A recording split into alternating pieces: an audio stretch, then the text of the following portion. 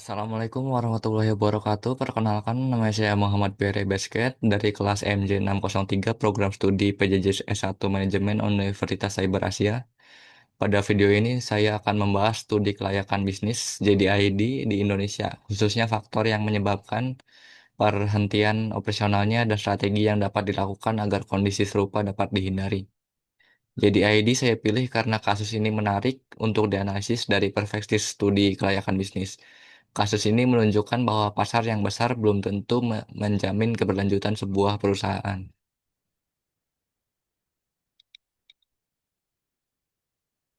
Profil dan gambaran umum JDID. JDID mulai beroperasi di Indonesia pada tahun 2015 sebagai marketplace B2C. Pada masa ekspansinya, JDID sempat memiliki lebih dari 20 juta pengguna terdaftar, 11 gudang logistik, dan jangkauan sekitar 400 kota. Salah satu nilai yang ditawarkan adalah jaminan keaslian produk melalui tagline dijamin ori. Selain itu, JDID memiliki keunggulan pada sisi logistik karena didukung kapabilitas JD.com dan jaringan fulfillment yang terintegrasi. Jadi sejak awal sebenarnya JDID memiliki modal bisnis yang cukup kuat baik dari sisi merek, teknologi maupun infrastruktur.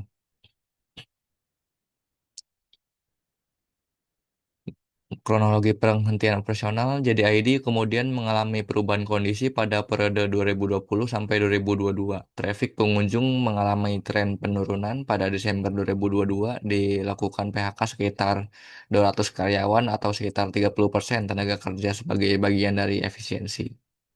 Kemudian pada tanggal 30 Januari 2023 diumumkan rencana penghentian layanan mulai 15 Februari 2023, jadi ID menghentikan penerimaan pesan baru dan pada tanggal 31 Maret 2023 seluruh operasional jadi ID di Indonesia dihentikan.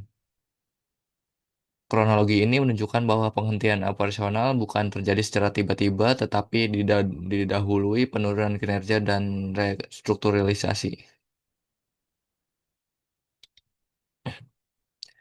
Dilihat dari aspek pasar, sebenarnya Indonesia masih memiliki pasar e-commerce yang besar dan terus berkembang. Masalah utama JDID bukan karena pasar Indonesia tidak menarik, masalahnya justru ada pada posisi JDID di pasar tersebut.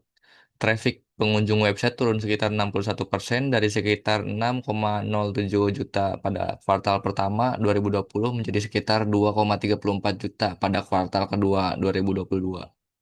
Artinya terjadi pelemahan kemampuan perusahaan dalam mempertahankan perhatian dan aktivitas pengguna.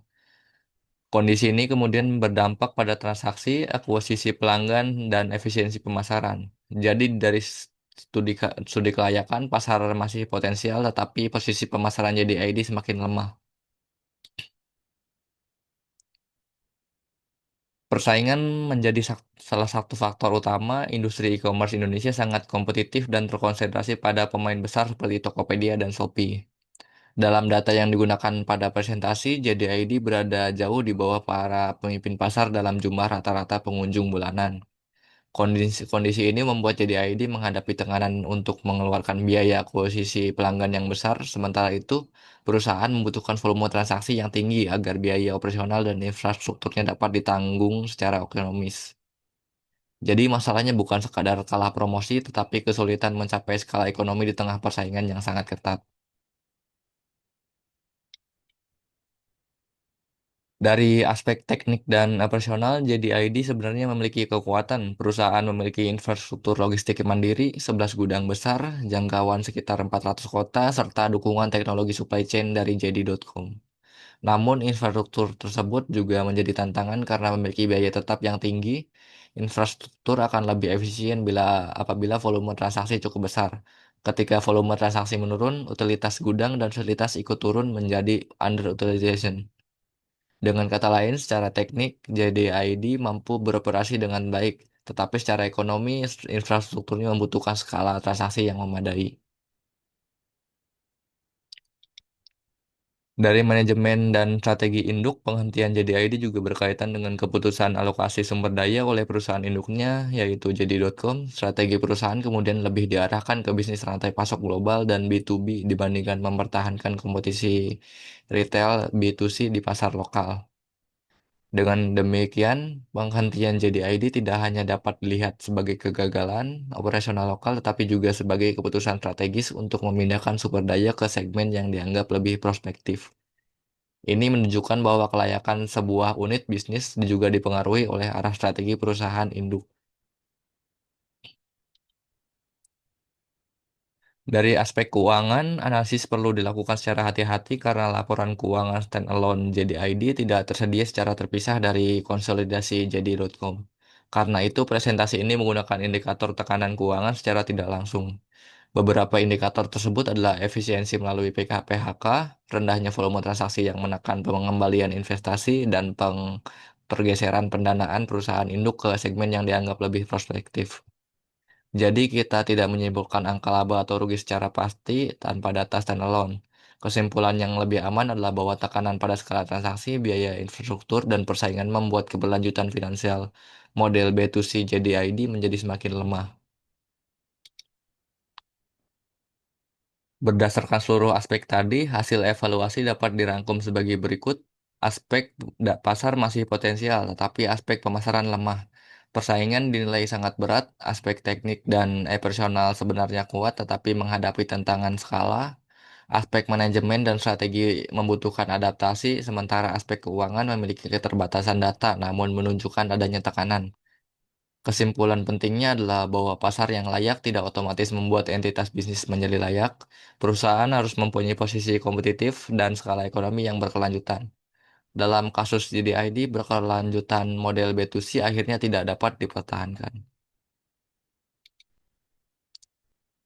Agar kondisi JDID dapat dihindari, saya mengusulkan 5 strategi. Pertama, differentiation, yaitu membangun keunggulan yang sulit ditiru dan tidak hanya mengandalkan perang harga. Kedua, niche market, yaitu fokus pada segmen pasar tertentu agar tidak berhadapan langsung dengan pemain terbesar. Yang ketiga, yaitu early warning, perusahaan perlu memantau metrik seperti CAC, LTV, AOV, contribution margin, dan retention rate secara berkala agar tanda-tanda masalah dapat diketahui lebih awal. Keempat, monetasi monetisasi logistik. Jika perusahaan memiliki infrastruktur fulfillment yang besar, kapasitas tersebut dapat dimanfaatkan juga untuk layanan B2B atau 3PL sehingga utilitasi aset meningkat.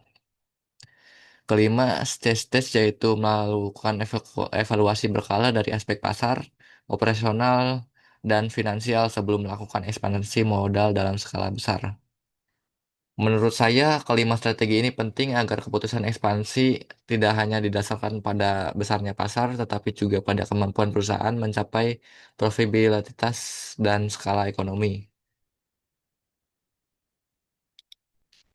Sebagai kesimpulan, penghentian operasional JDID di Indonesia bukan semata-mata karena pasar e-commerce Indonesia yang tidak layak. Pasarnya tetap besar, masalah utamanya adalah JDID tidak berhasil mencapai skala ekonomi yang cukup untuk menopang biaya infrastruktur dan menghadapi persaingan yang sangat intensif. Kasus ini memberikan pelajaran bahwa studi kelayakan bisnis harus bersifat dinamis. Studi kelayakan bukan hanya dilakukan sekali pada awal pendirian perusahaan, tetapi perlu dievaluasi secara berkala, mengikuti perubahan pasar, persaingan, operasional, dan kondisi finansial. Dengan evaluasi yang berkelanjutan dan keputusan strategis yang lebih disiplin, risiko kegagalan bisnis seperti ini dapat dideteksi lebih awal. Analisis ini menggunakan beberapa sumber antara lain Kashmir dan Jakfar, Kotler dan Keller, iPrice Group, Kata Data Insight Center, Kompas.com, serta laporan JD.com melalui US Securities and Exchange Commission. Demikian presentasi saya mengenai analisis studi kelayakan bisnis JDI di Indonesia. Terima kasih atas perhatian Ibu dosen. Wassalamualaikum warahmatullahi wabarakatuh.